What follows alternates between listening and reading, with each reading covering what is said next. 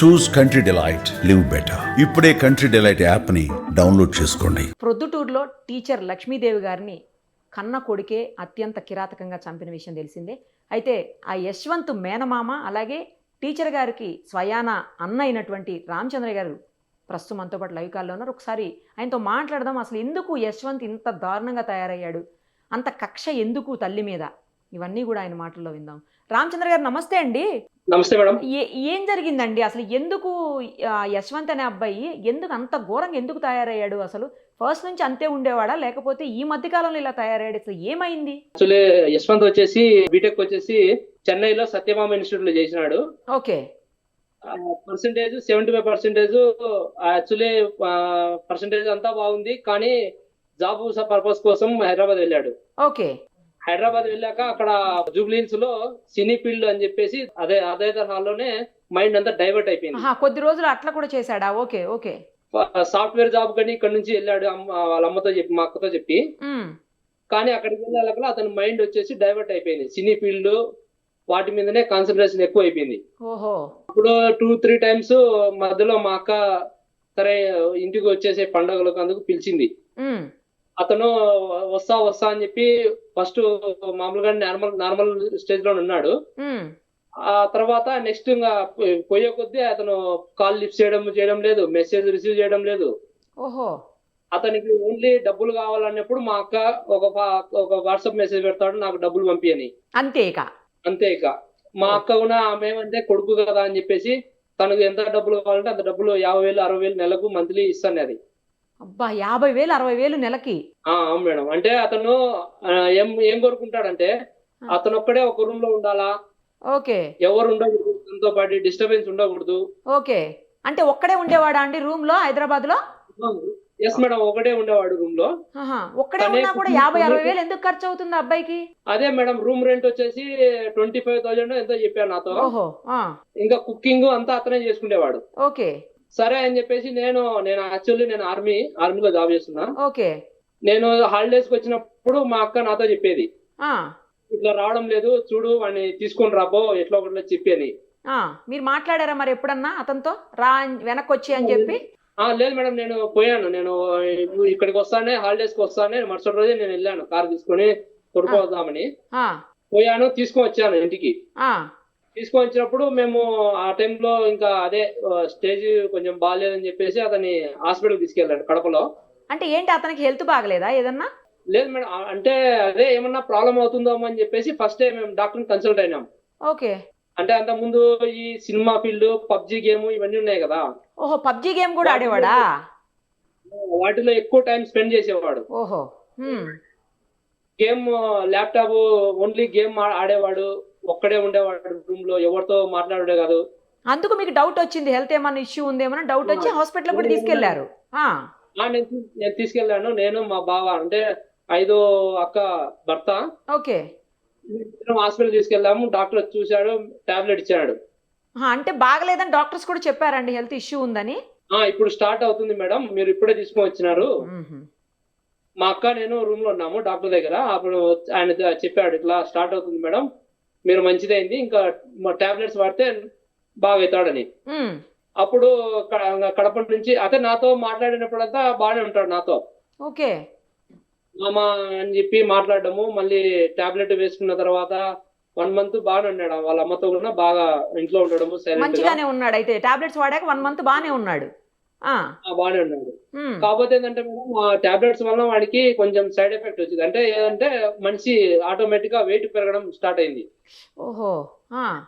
దానివల్ల అతను ఏం చేశాడంటే డిస్కంటిన్యూ చేశాడు మెడిసిన్. ఓకే. డిస్కంటిన్యూ చేసిన తర్వాత ఆ 1 month 1.5 month బాగున్నాడు. ఆ టైంలోనే వాళ్ళ అమ్మను కొంచెము అదే నేను బాగుంటా, ఇప్పుడు నేను పోయి జాబ్ చేసుకుంటా, ఇప్పుడు నన్ను పంపి చెప్పు మామకు అని చెప్పి వాళ్ళ అమ్మతో చెప్తే, వాళ్ళ అమ్మ సరే అడిగింది కదా అని చెప్పేసి నేను కూడా సరే వాడు బాగుంటే మేలే కదా వెళ్ళి పంపించాను. నేను హైదరాబాద్కి వెళ్ళాడు. మళ్ళీ అదే 1 month తర్వాత మళ్ళీ ఫోన్ చేయకుండా ఉండడము, వాట్సాప్ లో మెసేజ్ చేయడము, డబ్బులు పంపించడము. ఓకే. మళ్ళీ అదే సేమ్ మళ్ళీ అదే స్టేజ్ లోకి వచ్చాడు. ఓకే. మళ్ళీ ఇంకోసారి నేను వచ్చినప్పుడు హాలిడేస్ కి, అప్పుడు మా అక్క ఏమైందంటే ఇంకా ఏడ్చి ఇంకా కాదు లేపి వాడిని తీసుకొని రాబో అని చెప్తే నేను మళ్ళీ పోయి మళ్ళీ తీసుకొని వచ్చిన. నాతో వచ్చేటప్పుడేమో బాగానే ఉంటాడు.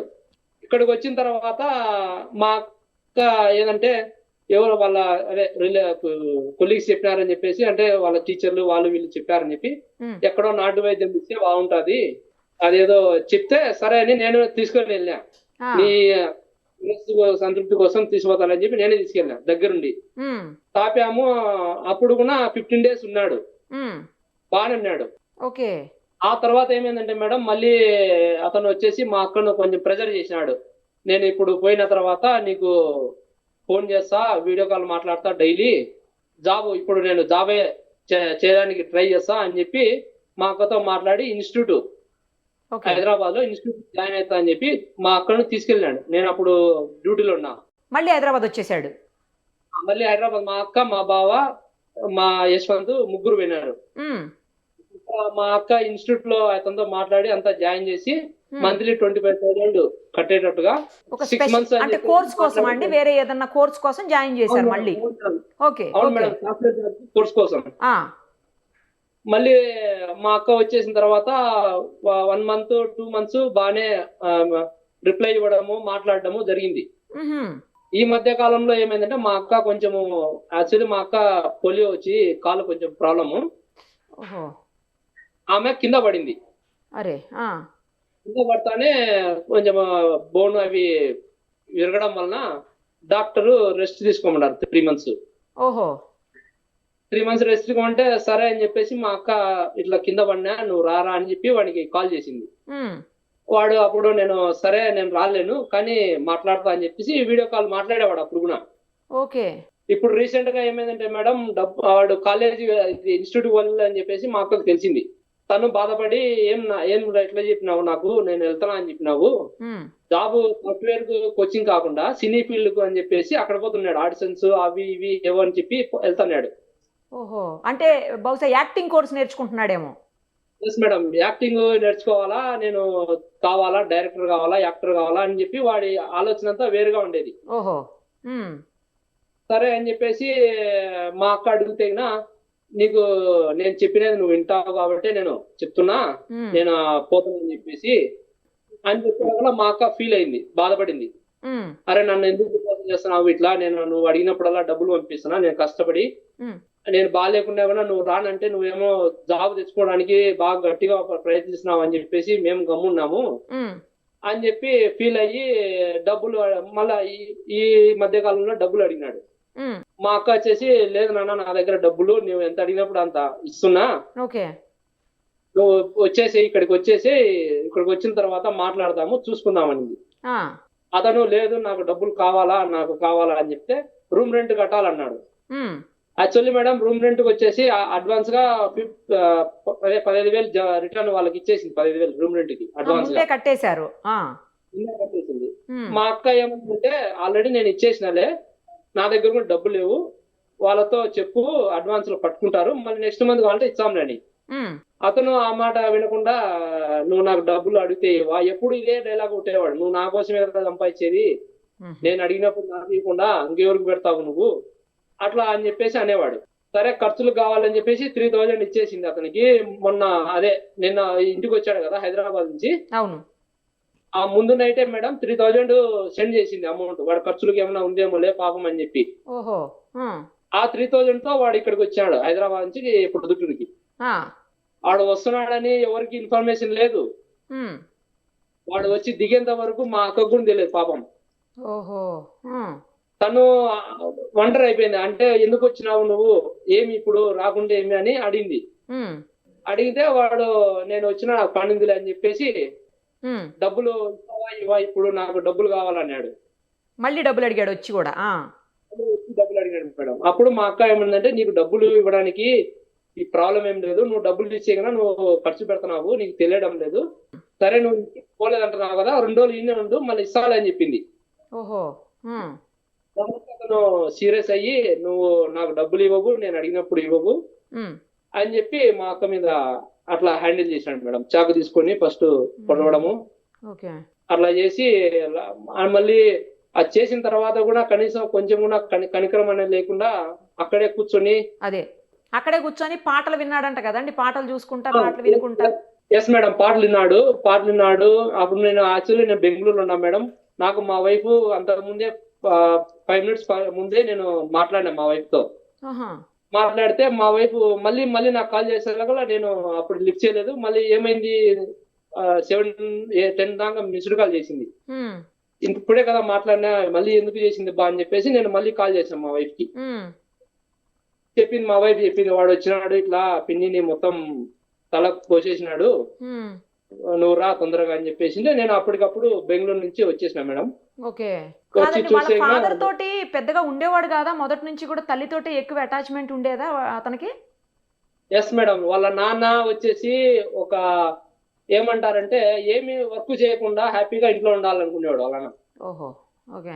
సరే మా అక్కతో కూడా కాంప్రమైజ్ అయ్యి, మా అక్క పోలియో కదా, డైలీ స్కూల్ కి తీసుకురావడానికి ఉండాలి, అవసరం పడతాడని చెప్పేసి మేము కూడా మా బావకు వద్దులే, ఉద్యోగం వద్దులే, మా అక్కను బాగా చూసుకోని చెప్పాము.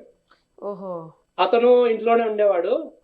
కాకపోతే ఏంటంటే నిన్న జస్ట్ ఒక 5 minutes అతను మా యశ్వంత్ని కొంచెం మైండ్ డైవర్ట్ చేసి వాటితో మాట్లాడుతూ ఉండింటే ఇది బతికేదేమో జరగకపోయేది. మేడం, ఆ, బతికేదేమో. అవును. ఆ టైంలో ఆయన ఏం చేస్తున్నాడు, నేను మళ్ళీ స్నానం చేసి వస్తా అని చెప్పి లోపలికి వెళ్ళాడు. వాడు డోర్ వేసినాడు, మా అక్కను అట్లా చేసినాడు. ఉమ్. మీ సిస్టర్ ప్రైవేట్ జాబా అండి, గవర్నమెంట్ జాబా టీచర్గా? లేదు మేడం, టీచరే మేడం, గవర్నమెంట్ టీచర్. గవర్నమెంట్ టీచరా? Okay okay. Government teacher madam. Government teacher వల్లనే ఆమె సంసారాన్ని నెట్టుకొని వచ్చింది. అదే మంచి శాలరీ ఉంటుంది కదా, కొంచెం ఇబ్బంది లేకుండా ఉండింది కావచ్చు. Yes madam. సత్యభామ కాలేజీలో పర్ ఇయర్ 5 lakhs వరకు వాడిని పెట్టి చదివించింది. బాగా చదవాలా, వాడు మంచి పొజిషన్ లో రావాలని అబ్బా. ఆ. ఖర్చు పెట్టి చదివించింది సత్యభామ ఇన్స్టిట్యూట్ లో. ఓ. ఇంటర్మీడియట్ నెల్లూరు నారాయణ కాలేజ్ చదివించాను, నేనే జాయిన్ చేసిన 2 years. అదేలేండి, అప్పుడంతా బానే ఉన్నాడు అయితే. అప్పటి వరకు బాగానే ఉన్నాడు మేడం. చెన్నైలో సత్యభామ ఇన్స్టిట్యూట్ లో ఉన్నంత వరకు బాగానే ఉన్నాడు. ఆహా. జాబ్ పర్పస్ అని చెప్పేసి హైదరాబాద్ కి వెళ్ళాడు. అక్కడ అప్పటి వాడి నుంచి- మైండ్ అంతా అదే వాడి మైండ్ అంతా చేంజ్ అయిపోయింది. ఇక పబ్జీలు ఆడడం, అక్కడి నుంచి ఏవేవో వీడియోస్ YouTube చూడడం, అది ఇవన్నీ స్టార్ట్ ఇది చేసినట్టుంది. స్టార్ట్ చేశాడు మేడం. దాని వల్ల కొంచెం మేము అనుకున్నాము మెంటల్లీ ఎఫెక్ట్ అయినాడు వీడు అని చెప్పేసి ట్రీట్మెంట్ స్టార్ట్ మీరు ఆ చేశారు. రకంగా కూడా ట్రీట్మెంట్ ఇప్పించారు కదా, అలా కూడా మీరు జాగ్రత్త పడ్డారు నిజానికి. స్టార్టింగ్ నేను హైదరాబాద్ వస్తానే నేరుగా కడపకి తీసుకెళ్ళాను మేడం. అవును, మీరు అది కూడా చేశారు. డాక్టర్ వచ్చేసి ఆయన మంచిగా చూస్తాడంటే ఆయన దగ్గరికి తీసుకెళ్ళాం. ఆయన కూడా చూసినాడు. ఆయన చెప్పినాడు, ఇప్పుడే స్టార్టింగ్ స్టేజ్ సార్, మీరు ఇప్పటి నుంచే అలర్ట్ అయినారు, ఉమ్. పర్లేదు వాడండి అన్నాడు. మీరు ఇప్పుడు చంపేసిన తర్వాత పాటలు వినుకుంటా, పాటలు చూసుకుంటా అక్కడే కూర్చున్నాడు. తర్వాత అతనిలో కొంచెమైనా తప్పు చేశానన్న ఫీలింగ్ ఏమన్నా కనబడిందండి? అసలు అలా ఏం కనబడలేదు అతనిలో. ఏం లేదు మేడం, వానిలో ఫీలింగ్ లేదు. మళ్ళీ మా అక్క చనిపోయింది, సొంత అమ్మ చనిపోయింది అని వానికి ఆ ఫీలింగే లేదు. ఆ బాధ కూడా లేదు. లేదు మేడం, వాడు వాళ్ళ నాన్నతో అన్నాడంట, నీ పిల్లల్ని చంపేసిన ఆడ పడింది, పోయి చూడు అన్నాడంట. ఇప్పుడు ఏంటి వాళ్ళ నాన్నగారు జైలు నుంచి వదిలిపెట్టండి, తల్లికి తలగొరివి పెట్టాలి, వదిలిపెట్టండి, వాడికి మెంటల్ గాను తర్వాత ఫిజికల్ గా కూడా హెల్త్ బాగలేదని ఏదో అంటున్నారని విన్నాము. నిజమేనండి అలా అడుగుతున్నారు వాళ్ళ నాన్న? లేదు మేడం, అది యాక్చువల్లీ వాళ్ళ నాన్న అడగడం కంటే మేమే అన్నాము. ఎందుకంటే మా అక్కకు వాడు ఎంత చేసినా కూడా, వాడు కొట్టినా తిట్టినా వాడి మీదనే ప్రేమ ఉండేది. ఓకే. ఒక్కడే కొడుకు కాబట్టి అందుకోసం సరే ఆమె ఆత్మ శాంతించాలని చెప్పేసి మేము సిఐ గారిని రిక్వెస్ట్ చేయడం జరిగింది. కానీ చంపినోడు వచ్చి తలకొరివి పెడితే ఆ తల్లి ఆత్మ శాంతిస్తుందా అండి? అలా అనుకుంటున్నారా మీరు? అంటే ఇప్పుడు మేడం, వాడు జస్ట్ ఆ టైంకి వాడు ఏదో సైకోలాగా బిహేవ్ చేసినాడు, వాళ్ళ అమ్మని చంపినాడు అని మేము కూడా అట్లే అనుకుని వద్దని ఫస్ట్ ఫిక్స్ అయినా మేడం. వాళ్ళ ఫాదరు వాళ్ళ రిలేషన్ అంటే మా బావ వాళ్ళ రిలేషన్ వాడు వచ్చి పెడితే బాగుంటది అంటే మేము కూడా సరే అయితే పెట్టినీళ్ళు అని చెప్పేసి సిఐ గారిని రిక్వెస్ట్ చేశాం. పెట్టాడండి, వాడే పెట్టాడు. ఇప్పుడు హయ్యర్ అథారిటీస్ పర్మిషన్ వల్ల కొంచెం ప్రాబ్లం అయ్యి లేదండి సార్ పంపిలేమని చెప్పాడు. ఇంకా మేము కూడా రూల్స్ అండ్ రెగ్యులేషన్స్ వల్ల ఏమైనా ప్రాబ్లం ఉందేమోలే, ఇంకా వద్దులే అని చెప్పేసి మేము పెట్టలేదు, వాడు రాలేదని వదిలేసినాం మేడం. మా బాబాయ్ పెట్టాడు. ఓకే. చిన్నప్పటి నుంచి ఎంత అడిగితే అంత డబ్బులు ఇచ్చి ఏది కావాలంటే అది కొనిచ్చి చాలా అతి గారాబంగా పెంచారు అని అంటున్నారండి. నిజమా అది? అలాగే చేశారా? కరెక్ట్ మేడం, అతి గారాబంగానే పెంచింది. తను ఏం అడిగితే అది, ఏం కావాలంటే అది కొనిచ్చింది. వాడికి ల్యాప్టాప్ కావాలంటే 70,000 ఓన్లీ గేమ్ ఆడటానికే ల్యాప్టాప్ కొనిచ్చింది. గేమ్ ఆడుకోవడానికి ల్యాప్టాప్. బీటెక్ అయిపోయిన తర్వాత ల్యాప్టాప్ అడిగితే అప్పుడు నేనేమన్నా అంటే ఎంఎస్ ఆఫీస్ ఏమన్నా నేర్చుకుంటాడేమో, దాంతోనే కదా అంతా ఉండేది వర్క్, సరే అని చెప్పాను. సరే కొన్ని పీలు అని చెప్పినాం. కానీ అతను ఏం చేశా అంటే వీడియో గేమ్ పబ్జీలు ఇవి ఆడడానికే ఫ్రీ ఫైర్ అవి ఇన్స్టాల్ ఫ్రీ ఫైర్ చేసి పబ్జీలు అన్నీ అన్ని. బాబా బాబా. ఆ గేమ్ ఆడేటప్పుడు ఓన్లీ హెడ్ ఫోన్స్ పెట్టుకుంటాడు మేడం. పక్కన ఏం జరుగుతుంది అవి ఏం పట్టించుకోడు ఇక. వాళ్ళమ్మ మా అక్క మొన్ననే రీసెంట్ కింద పడి బాగాలేదు నువ్వు రా వచ్చి చూడు అని వీడియో కాల్ చేసి ఆమెకు షోల్డర్ కింద పడి షోల్డర్ వచ్చేసి 5 టైం ఆపరేషన్ అయింది మేడం. బాబా అప్పుడు కూడా రాలే.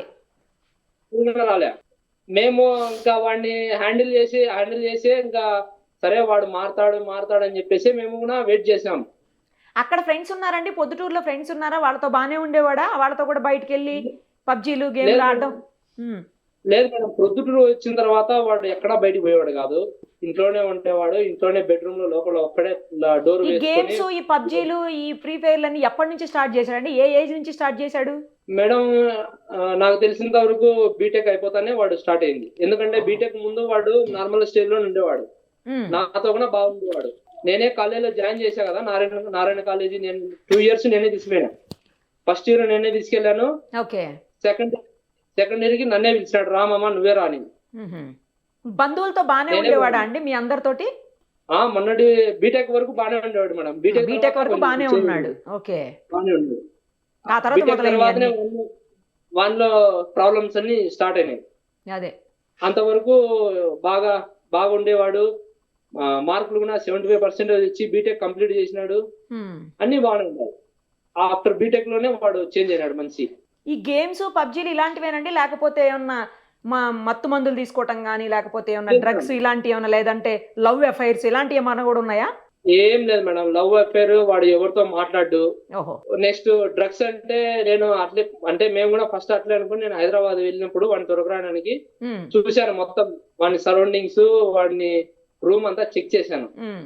ఏం అట్లా నాకేం అనుమానాస్పదంగా ఏం లేవు మేడం. అదే మీరు మిలిటరీ కాబట్టి మీకు ఎలాగూ కొంచెం అన్ని తెలుస్తాయి కదా.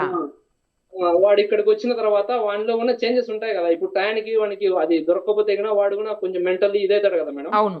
అట్లా కూడా అవుతాడేమో అని చెప్పి చూసినాం. 4 రోజులు వాడు బాగానే ఉన్నాడు. అట్లా కాదు అయితే ఈ కేవలం పబ్జీ గేమ్స్ లేకపోతే ఈ ఫ్రీ ఫైర్ అన్నది వీటి వల్ల అయి ఉండాలి మీరు అన్నట్టుగా. తెలిసినంత వరకు ఈ పబ్జీలో, ఈ ఫ్రీ ఫైర్ లో వచ్చేసి మామూలుగా మనం వెపన్స్ వాడుతాం కదా ఎనిమిని షూట్ చేయడానికి. అట్లా అని చెప్పేసి వాడు నైఫ్ ఇవి అన్ని అట్లా వాడడం వల్లనే ఎట్లా చంపేది ఇవన్నీ వాడికి మెంటల్లీ అప్సెట్ అయ్యే వాడు ఇట్లా చేశానని నేను అనుకుంటాను. రైట్ అండి. ఆవిడ ఆత్మకైతే శాంతి చేకూరాలని ఖచ్చితంగా కోరుకోవాలండి. ఎందుకంటే తల్లిని ఇంత అత్యంత ఘోరంగా చంపిందే కాకుండా అత్యంత గారాభంగా పెంచి ఎంతో ప్రేమగా చూసుకున్నటువంటి తల్లిని చంపితే ఆమె ఆత్మ ఎంత ఘోషిస్తుందో ఈరోజు. కానీ ఆమె ఆత్మకు శాంతి చేకూరాలని మేము కూడా కోరుకుంటున్నామండి. ఆ అబ్బాయి చేసినటువంటి ఏదైతే ఇంత నీచమైన పని ఉందో దానికి ఖచ్చితంగా శిక్ష కూడా పడాలని కోరుకుంటున్నాను. Thank you so much.